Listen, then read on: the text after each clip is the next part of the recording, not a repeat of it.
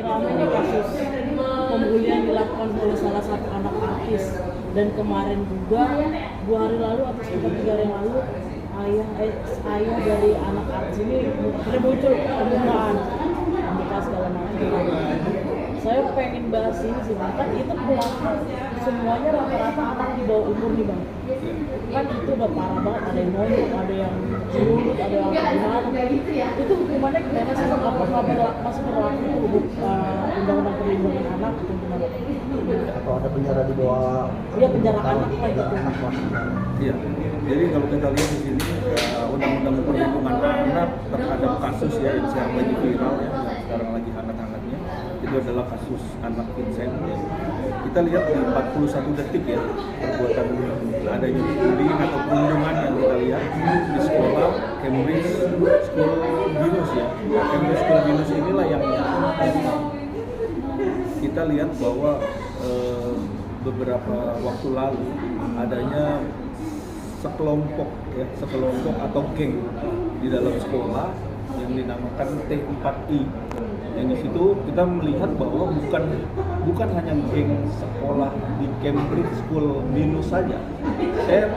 Saya melihat bahwa ada banyak sekali di tempat-tempat lain atau di sekolah-sekolah lain yang perlu dikontrol atau perlu dilihat juga. Nah, di sini kita lihat bahwa adanya tindakan yang melawan hukum. Artinya melawan hukum adalah tindakan kekerasan, di mana di situ ada yang melakukan pengikatan, terus rokok, sumber rokok, ada pemukulan. Nah, di situ adalah hal-hal yang sangat menurut kita semua bahwa ini di luar daripada kontrol orang tua pertama. Yang kedua, pihak sekolah harus kita libatkan atau bertanggung jawab terhadap hal ini. Kenapa? Karena ini menjadi wadah, tempat di mana anak-anak itu bisa melakukan adanya membentuk suatu geng atau kelompok yang kelompok tersebut adalah melanggar hukum. Artinya di setiap sekolah apapun itu, di mana itu adalah ilegal sifatnya, ilegal atau tidak terdaftar di sekolah, baik itu di dalam sekolah maupun di luar sekolah, tapi masih kontrol di sekolah, itu sangat tidak diperbolehkan.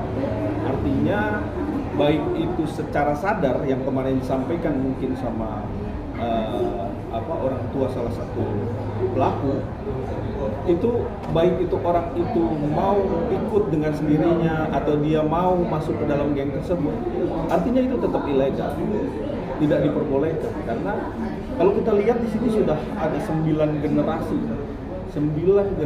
atau 9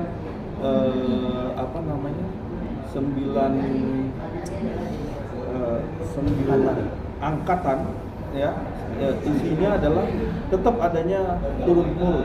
Nah, di sini kita lihat ada apa sebenarnya di dalam geng ini. Nah, polisi juga harus nanti melakukan penyelidikan sehingga ini semakin terang benderang apakah geng ini menjadikan wadah khusus untuk menjadi privilege di dalam sini.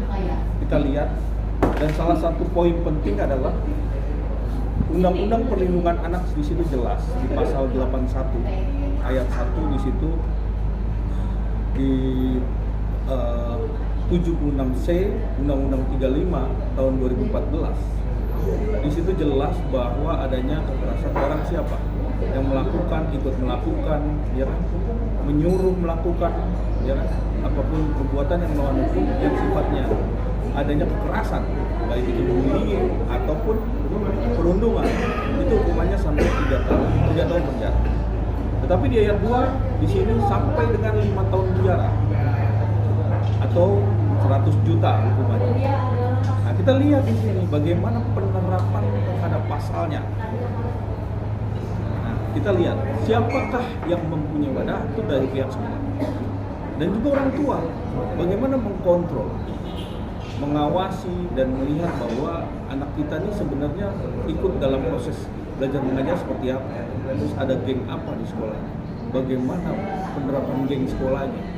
dan ini harus benar-benar dikontrol. Dan guru juga, dari guru BP ya, dan kepala sekolah tentunya menjadi kontrol penting di dalam suatu proses ini. Kalau menurut saya wajib hukumnya untuk bisa mengusut tuntas terhadap kasus ini, karena kita lihat juga bukan cuma di proses di sini, karena kemarin saya lihat juga di Blora juga ada. Itu juga kasus yang sama. Tandanya ini akan terjadi lagi dan akan terjadi lagi. Nah, untuk hal ini kita melihat pihak sekolah yang saling baik, yang sangat penting dalam hal ini untuk bisa dilibatkan dalam proses hukum ini. Tapi sekarang jadi pro kontra nih Bang, karena korban sendiri itu ingin masuk ke geng tersebut karena mendapatkan privilege ini Bang, dimana disegani di sekolah dan mendapat layak parkir yang bisa dekat di sekolah nih. Itu gimana nih Bang penangkapannya Bang? Saya tambahin juga Bang, dan kabarnya juga si pelaku ini juga problematik karena melakukan beberapa kali pelecehan seksual terhadap orang lain, baik itu perilaku atau dari kata-kata. Bagaimana Bang? Dengan adanya hal-hal yang menyebutkan adanya praktik seksual, terus adanya privilege, di mana proses yang namanya proses pembentukan geng inilah yang kita lihat, kita kaji di pembentukan geng ini. Kalau memang ini ilegal, pihak sekolah yang harus kita salahkan. Karena proses pembuatan geng tersebut adalah di sekolah, tentunya menjadi wadah. Hukuman pembiaran itu adalah hukuman yang paling penting di dalam sekolah. Nah, bagaimana polisi bisa mengungkap ini atau bisa secara objektif bahwa sebenarnya siapa sih yang salah dalam hal ini ya? Ya saya yang terpenting adalah siapa menjadi wadah. Kontrolnya seperti apa? Seperti itu. Yang sekolah lah yang harus bertanggung jawab. Lalu kalau langkah-langkahnya Bang untuk menghukum si pelaku ini, mungkin kayak ada penjara untuk anak kah, atau pengembalian ke orang tuanya di DO atau gimana? Ya, pertama adalah bagaimana Dinas Perlindungan Anak yang paling penting. Nanti bagaimana caranya dia untuk bisa merumahkan atau membentuk anak ini supaya menjadi anak yang tentunya tidak akan mengulangi hal-hal perbuatan itu lagi gitu kan. Apabila ini menjadi tindak pidana ringan atau tindak pidana berat, karena polisi akan melihat nih dari segi pertama adalah waktu visum eta reperto, bagaimana hasilnya, terus bagaimana dikaji, terus bagaimana pembentukan terhadap geng tersebut. Nah, privilege itu sebenarnya bentuk daripada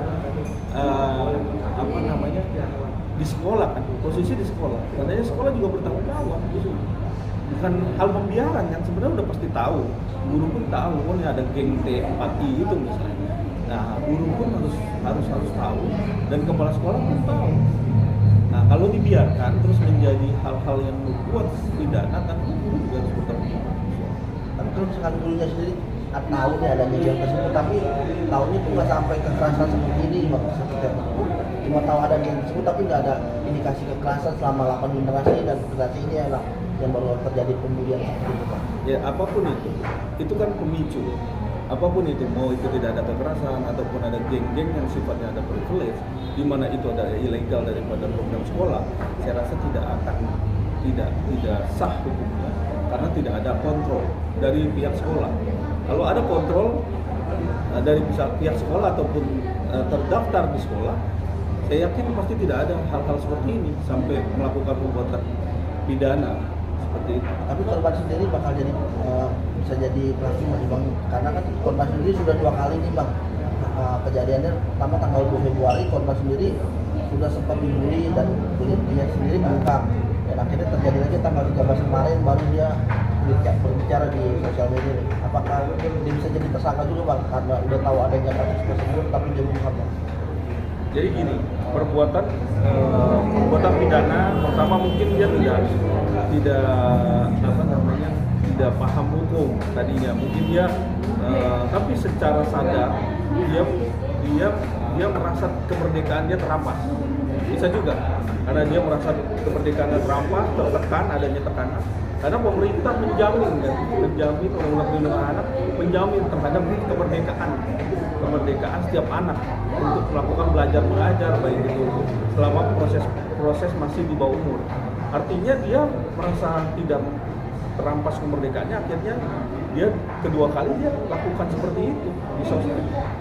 Tapi Pak, kan si beberapa dari pelaku itu udah jadi gitu.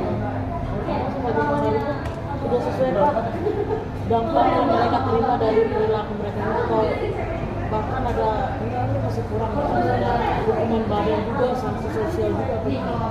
Yang pertama sanksi sosial itu pasti. Yang kedua adalah DO. DO itu udah otomatis dari sanksi sosial, DO, dan juga hukuman pidananya. Dinas sosial lah yang kalau memang ini undang-undang perlindungan anak kan. Yang paling utama dalam hal ini adalah pembiaran tertutup pihak sekolah. Pihak sekolah harus bertanggung jawab penuh karena membentuk wadah, membentuk adanya tempat, di situ ada tempat dan dia melakukan pidana di situ.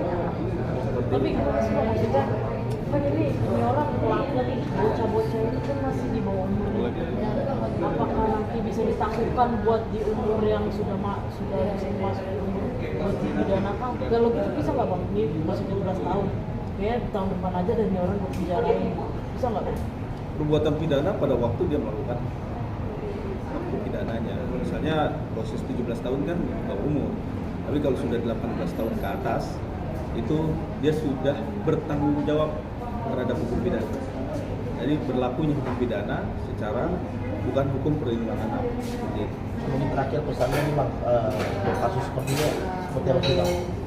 Pesan dari apa sebagai pengaruh? kalau saran saya pihak sekolah harus lebih waspada. Artinya waspada ini mengetahui apa tindakan setiap muridnya yang ada di sekolah, sehingga jangan ada kejadian-kejadian membentukkan geng-geng yang sifatnya adalah merusak moral. Artinya merusak moral baik itu secara pidana, kejahatan, bullying dan lain-lain ataupun obat-obatan. Ini kan perlu kita kaji lagi karena dalam hal ini polisi juga harus bijak dalam penerapan hukumnya.